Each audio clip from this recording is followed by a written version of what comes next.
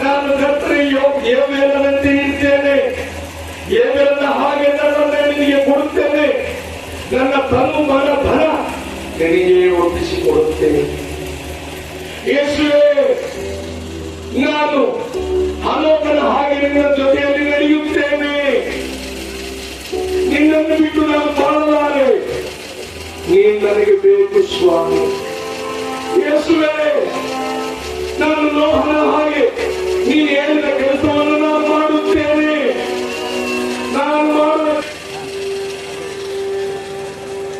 ದಯಮಾಡಿ ಅಬ್ರಹಾಮನ ಸ್ಪಿರಿಟ್ ಅನ್ನು ಕೊಡ್ರಿ ದೇವರೇ. ನಿನ್ನ ಮನೆಯಲ್ಲೆಲ್ಲ ನಂಬಿಗಸ್ತನಾಗಿರ್ಬೇಕು. ಮೋಶೆ ಹಾಗೆ ಜೀವನ ಮಾಡಬೇಕು. ಮೋಶೆ ಹಾಗೆ ಕರ್ತನೆ ಜನರನ್ನು ನಡೆಸುವಂತವನಾಗಿರ್ಬೇಕು. ನನಗೆ ಅಂತ ಆತ್ಮವನ್ನು ದಯಪಾಲಿಸಿ. ಓ ದೇವರೇ, ನಾನು ದಾವೀದನಂತೆ ನಾನು ಪಾಪಗಳನ್ನು ಒಪ್ಪಿಕೊಂಡು ನಿನ್ನೊಂದಿಗೆ ನಾನು ಸಮಾಧಾನದಿಂದಿರುವುದಕ್ಕೆ ನನಗೆ ಸಹಾಯ ಮಾಡಿ. ಯೇಸುವೇ, ನಿನ್ನ ಹಾಗೆ ನಾನು ಮಾದರಿಯ ಜೀವಿತವನ್ನು ಮಾಡಿ ದೇವರಿಂದ ಈ ತರ ಮೆಚ್ಚಿದ್ದೇನೆ ಅನಿಸ್ಕೊಳ್ಬೇಕು. ದಯಮಾಡಿ ಅಂತ ಆತ್ಮಗಳನ್ನು ನನಗೆ ಕೊಡು. ನನ್ನ ಉಸಿರಿರುವ ತನಕ ನಿನ್ನನ್ನೇ ಕೊಂಡಾಡುತ್ತೇನೆ. ನನ್ನ ಉಸಿರಿರುವ ದಿನವೆಲ್ಲ ನಾ ಮಾಡುವೆ ನಿನಗೆ ಆರಾಧನೆ. ನನ್ನ ಉಸಿರಿರುವ ದಿನವೆಲ್ಲ ನಾ ಮಾಡುವೆ ನಿನಗೆ ಆರಾಧನೆ.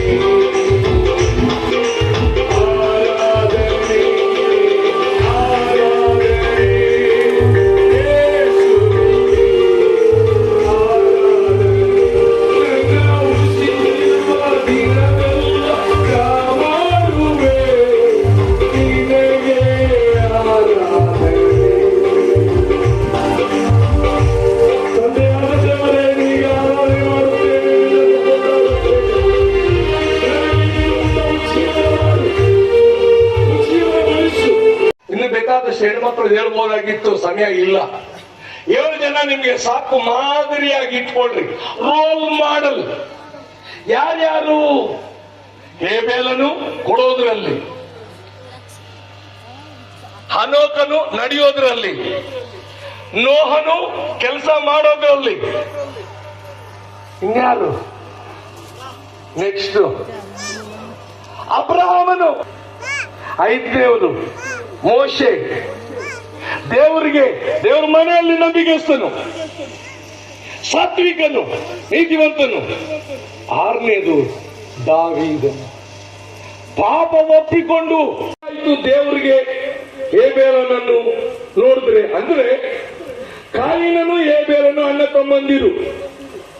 ಕಾಯಿನನು ದೊಡ್ಡವನು, ಹೇಬೇಲನು ಚಿಕ್ಕವನು. ನಮ್ ಕಡೆ ನೋಡಿ ಚಿಂತೆ ಮಾಡಕ್ ಹೋಗ್ಬೇಡ್ರಿ. ಚಿಂತೆ ಮಾಡಬೇಡ ತಂಗಿ, ಚಿಂತೆ ಮಾಡಬೇಡ. ಚಿಂತೆ ಮಾಡಿ ಮಾಡಿ ಮನೆಯಲ್ಲಿ ಅಡಿಗೆ ನೀನು ಮಾಡ್ತೀಯೇನೋ ಅನ್ಕೊಂಡಿರ್ಬೋದು. ಇವತ್ತು ಸಂಡೆ ಬೇಗ ಬಿಡ್ತಾರಲ್ಲಪ್ಪ, ಮಾಂಸ ತಂದಿಟ್ಟಿದ್ದೀವಿ, ಈ ಅಪ್ಪ ಕುಯ್ತಾನೆ ಬಿಟ್ಟಿಲ್ತಲ್ಲ, ಚಿಂತೆ ಮಾಡ್ತಾ ಇದ್ದೀವಿ. ಅದು ಕೂಡ ಗೊತ್ತಾಯ್ತು ನನಗೆ, ಕೆಲವರು ಇಲ್ಲಿ ಚಿಂತೆ ಮಾಡ್ತಾ ಇದ್ದಾರೆ. ದಯವಿಟ್ಟು ಚಿಂತೆ ಮಾಡಕ್ ಹೋಗಬೇಡ್ರಿ. ನೋಡ್ರಿ, ಹೇಬೇಲನನ್ನು ದೇವರು ಮೆಚ್ಕೊಂಡ್ರು. ಯಾಕೆ ಮೆಚ್ಕೊಂಡ್ರು ಗೊತ್ತಾ? ಅವನ ಅರ್ಪಣೆ, ದೇವರಿಗೆ ಅರ್ಪಿಸಿರುವಂತ ಕಾಣಿಕೆ ಮನಸ್ಫೂರ್ತಿಯಾಗಿ ದೇವರು, ಕುರಿಯು ನಾನಯ್ಯ, ಚಿಕ್ಕ ಕುರಿಯು ನಾನಯ್ಯ. ಇವು ಕುರಿತನೇ ಇದ್ದಾಳೆ ಜೋಲೋದು. ಯೇಸು ಸ್ವಾಮಿಯ ಮನೆಯಲ್ಲಿರ್ತೀಯ ಕುರಿ ಆದ್ರೆ, ಹಂದಿ ಆದ್ರೆ ಎತ್ಕೊಳಕ್ ಹೋದ್ರು ಕೂಡ ಗರ್ರ ಎಲ್ಲಿರುತ್ತೆ. ಯೇಸು ಸ್ವಾಮಿ ಬೇಡ, ಯಾವಂದ್ರ ಓಡೋಗ್ತದೆ. ಪ್ರಿಯ ಮಿತ್ರರೇ, ಯೋಚನೆ ಮಾಡಿ, ಕುರಿಗಳಾಗೋಣ. ನಮ್ಮ ಕುರುಬನು ಕುರಿಗಳಿಗೋಸ್ಕರ ಪ್ರಾಣ ಕೊಟ್ಟಿದ್ದಾನೆ. ನಾವು ಆತನ ಮಡಿಲಿನಲ್ಲಿ ನೋಡ ತಪ್ಪಿಸಿಕೊಂಡಂತ ಕುರಿಯಾಗಿರ್ಬೋದು. ಯೇಸು ಹುಡುಕಿಕೊಂಡು ಬಂದಿದ್ದಾನೆ. ಆತನೊಂದಿಗೆ ನಾವು ಸೇರೋಣ. ದೇವರಿಗೆ ಸ್ತೋತ್ರ. ಈಗ ಇದನ್ನ ಹೇಳಿದ ಮೇಲೆ ಕೊಡು, ನಾನು ಮೈಲಿ ಕೆತ್ಕೊಳ್ತೀನಿ, ಅದು ಎತ್ತಿದ ಮೇಲೆ ನಿಲ್ಲಿಸು. ನಿಲ್ಸಿದ ತಕ್ಷಣ ಕುರಿ ಏನ್ ಮಾಡ್ತದೆ ಗೊತ್ತಾ? ಓಡೋಗಿರುತ್ತೆ. ಓಡೋಗಿ ಎಲ್ಲಿ ಹುಲ್ಲಿರುತ್ತೆ, ಹುಲ್ ಮೇಲೆಲ್ಲ ಬಿದ್ದು ಆ ಮೈಯೆಲ್ಲ ಉಜ್ಜಿಕೊಂಡು ಕ್ಲೀನ್ ಮಾಡಿಕೊಂಡು ಅಲ್ಲೆಲ್ಲ ಸ್ವಲ್ಪ ನೀರಿದ್ರೆ ಒಳ್ಳೆ ನೀರು ಅದು ಹೊರಗಡೆ ಓಡಾಡಿ ಕ್ಲೀನ್ ಮಾಡಿಕೊಂಡು ಈಗ ಸಮಾಧಾನ ಆಯ್ತಂತೆ ಅಂದ್ಬಿಟ್ಟು ಸಮಾಧಾನ ಪಡ್ಕೊಂಡಂತೆ. ಹಂಗೆ ಎತ್ಕೊಂಡು ಏನ್ ಮಾಡಿದ್ರು, ಕುರಿನ ಎತ್ತದಂಗೆ ಹಂದಿನೂ ಕೂಡ ಎತ್ತಕ್ಕೆ ಹಂದಿ ನಿನ್ ಖಾಲಿ ಕಡೆ ಕೊಡು, ನಾನು ಮೇಲೆ ಕೆತ್ಕೊಳ್ತೀನಿ ಅಂತ. ಆ ಹಂದಿ ಎಟ್ವಾರ್ಡ್ ಕೋಪದಿಂದ ನೋಡಿ ಮೇಲೆ ಕೆತ್ತಿನ ಇದೇ ನನಗಿಷ್ಟ, ಇದೇ ಪ್ರಪಂಚ, ಈ ಗಲೀಜೆ ನನಗೆ ಬೇಕು. ವಿಶ್ವಾಸಿಗಳಲ್ಲಿ ಎರಡು ವಿಧವಾದ ವಿಶ್ವಾಸ. ನೀವು ಕುರಿಯಾಗಿದ್ದರೆ ಹೊಲಸು ಅಂಟಿಸ್ಕೊಳಲ್ಲ.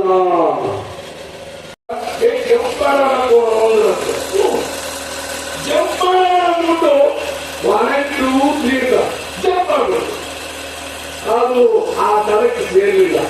ಎರಡೂ ಕೂಡ ಘಟದಲ್ಲಿ ಬಿಟ್ಟು ಘಟ ಅಂದ್ರೆ ಗೊತ್ತಾ, ಗಲೀಜ್. ಗಲೀಜೆಲ್ಲ ಅಲ್ಲೇ ಎಲ್ಲ ಕೊಯ್ಯಾರು. ಈಗ ಇಬ್ರು ಫ್ರೆಂಡ್ಸ್ ಹೆಂಗಿರ್ತಾನೆ, ಒಬ್ಬೊಬ್ಬ ಫ್ರೆಂಡು ಏನ್ ಮಾಡ್ತಾರಂತೆ,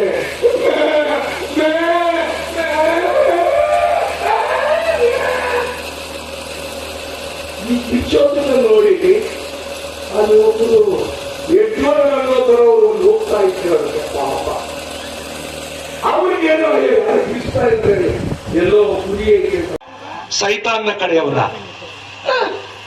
ಯೇಸ್ವಾಮಿ ಇನ್ನೊಂದು ಮಾತು ಹೇಳಿದಾರೆ. ಏನ್ ಹೇಳಿದ್ದಾರೆ ಅಂದ್ರೆ, ಮತ್ತಾಯನ ಸುವಾರ್ತೆ 7ನೇ ಅಧ್ಯಾಯ 15ನೇ ವಚನ. ಅವರ ಕ್ರಿಯೆಗಳನ್ನು ನೋಡಿ ಅವರನ್ನು ಅರ್ಥ ಮಾಡ್ಕೊಳ್ಳಿ. ಇವರು ದೇವರ ಕಡೆಯವರ, ದೇವರ ಕಡೆಯವರ. ಅವರ ಮಾತು ಹೆಂಗಿದೆ? ನಾನು ಆವಾಗ್ಲೇ ಹೇಳ್ದೆ, ಬರೋರ್ನ ನೋಡ್ಬಾರ್ರಿ ಕಣ್ರಮ್ಮ ಅಂತ. ಆದ್ರೂ ಕಲರ್ ಕಲರ್ ಸೀರೆಗಳು ನೋಡ್ತೀವಿ, ನಮ್ಗಂತದ್ದು ಇಲ್ವಲ್ಲ ಅಂತ. ಏನ್ ಮಾಡೋದು, ಹಿಂದ್ಗಡೆ ಕುಂತವ್ರು ನನ್ಗೆ ಕಾಣಿಸಲ್ಲ. ನೀವೇ ನಮ್ ಟಾರ್ಗೆಟ್. ಏನು ಅನ್ಕೋಬೇಡಿ, ಇವತ್ತೊಂದಿದ್ರೆ ಅರ್ಧ ಗಂಟೆ ಮಾತಾಡ್ತೀನಿ, ಆಮೇಲೆ ಮತ್ತೆ ಮಾತಾಡಲ್ಲ. ಬಾಯಿ ಮುಚ್ಕೊಂಡು ಬೆಂಗಳೂರಿಗೆ ಹೋಗ್ತೀನಿ. ಆಮೇಲೆ ಗೋಡ ಹೈಟ್, ಮೈದಾನ ಹೈಟ್, ನಿಮ್ ಇಷ್ಟ, ಹೆಂಗಾದ್ರೂ ಮಾಡ್ಕೊಳ್ಳಿ. ಅರ್ಧ ಗಂಟೆ ಆ ಕಡೆ ನೋಡ್ಬೇಡಿ. ದೇವರನ್ನು ಮೆಚ್ಚಿಸಿ. ಸೈತಾನ ಕಡೆ ಹೋಗ್ಬೇಡ್ರಿ, ಸೈತಾನ ಕಡೆಯವರು ಆಗಬೇಡಿ. ಸೈತಾನ ಮೆಚ್ಚೋ ತರ ಇರಕ್ ಹೋಗ್ಬೇಡ್ರಿ. ತೊಳ್ಕೊಳ್ಳಿ, ತಿಳ್ಕೊಳ್ಳಿ. ನಮ್ಮನ್ನು ನಾವೇ ತಿಳ್ಕೊಳ್ಳೋಣ, ಯೇಸುವಿನ ರಕ್ತದಲ್ಲಿ ತೊಳ್ಕೊಳ್ಳೋಣ. ಒಂದು ಸಲ ಹಂದಿ ಮತ್ತು ಕುರಿ, ಕುರಿ ಅಂದ್ರೆ ಗೊತ್ತಾ ಏನಂತಾರೆ ಇಲ್ಲಿ ಭಾಷೆ? ಕುರಿ, ಕುರಿನೇನಾ? ಶೀಪು ಮತ್ತು ಪಿಗ್ಗು ಇಬ್ರು ಫ್ರೆಂಡ್ಸ್ ಅವರಂತೆ. 66 ಗಂಟೆ ದೆವ್ವದ ಜೀವನ. ನಿಮ್ಮ ತಂದೆ ಸೈತಾನನು, ನೀವು ನನ್ನ ಮಕ್ಕಳಾಗಿಲ್ಲ. ಅದೇ 1 ಯೋಹಾನ 3ನೇ.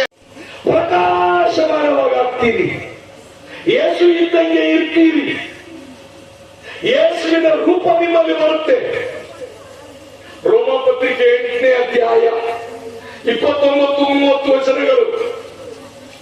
ನೀವು ಯೇಸುವನ್ನು ದೃಷ್ಟಿಸುವುದು ಮಾತ್ರ ಅಲ್ಲ, ಆತನ ಮಾತುಗಳನ್ನು ಕೇಳಿಸ್ಕೊಳ್ತಾ ಇದ್ರೆ ಆತನ ಸಾರೂಪ್ಯ ನಿಮ್ಮಲ್ಲಿ ಬರುತ್ತೆ. ಒಡಿರಿ ಚಪ್ಪಾಳೆ. ಆತನ ಹಾಗೆ ನೀವಿರ್ತೀವಿ. 1 ಯೋಹಾನ ಪತ್ರಿಕೆ 3ನೇ ಅಧ್ಯಾಯ 1, 2, 3 ವಚನಗಳನ್ನು ಓದಿದರೆ ಯೇಸುವಿನ ಗುಣಗಳು ನಿಮ್ಮ ಹತ್ರ ಬರುತ್ತೆ. ಯೇಸುವಿನ ಗುಣಗಳೇನು ಗೊತ್ತಾ? 103ನೇ ಕೀರ್ತನೆ 8, 9 ವಚನಗಳನ್ನು ಓದುವಾಗ ಆತನು ಕನಿಕರವು, ದಯಾಳುವು, ಪೂರ್ಣ ಪ್ರೀತಿಯು, ತಪ್ಪು ಹುಡುಕಲಿಲ್ಲ, ಕೋಪಿಸಿಕೊಳ್ಳಲಿಲ್ಲ, ನಮ್ಮ ತಪ್ಪುಗಳಿಗೆ ಸರಿಯಾಗಿ ಶಿಕ್ಷಿಸಲಿಲ್ಲ. ಆ ಗುಣಗಳು ನಿನಗೆ ಬರುತ್ತೆ. ನೋಡಿರಿ ಚಪ್ಪಾಳೆ. ಅಂತ ಗುಣಗಳು ನಿನಗೆ ಬೇಕು ಅಂದ್ರೆ ಬೆಳಿಗ್ಗೆನೆ ಯೇಸುವನ್ನು ಧ್ಯಾನ ಮಾಡಬೇಕು. ಯೇಸುವಿನ ಗುಣಗಳನ್ನು ಬಯಸಬೇಕು. ಯೇಸುವಿನ ಸಾರೂಪ್ಯ ನಿಮ್ಮಲ್ಲಿ ಬರುವಂತೆ ನೀವು ಪ್ರಯಾಸ ಪಡಬೇಕು. ಆಗಲೇ ನೀವು ಕ್ರೈಸ್ತರು ಆಗ್ತೀರಿ. ಕ್ರಿಸ್ತನಿಲ್ಲದ ನಿಮ್ಮ ಜೀವನ ಕ್ರೈಸ್ತತ್ವ.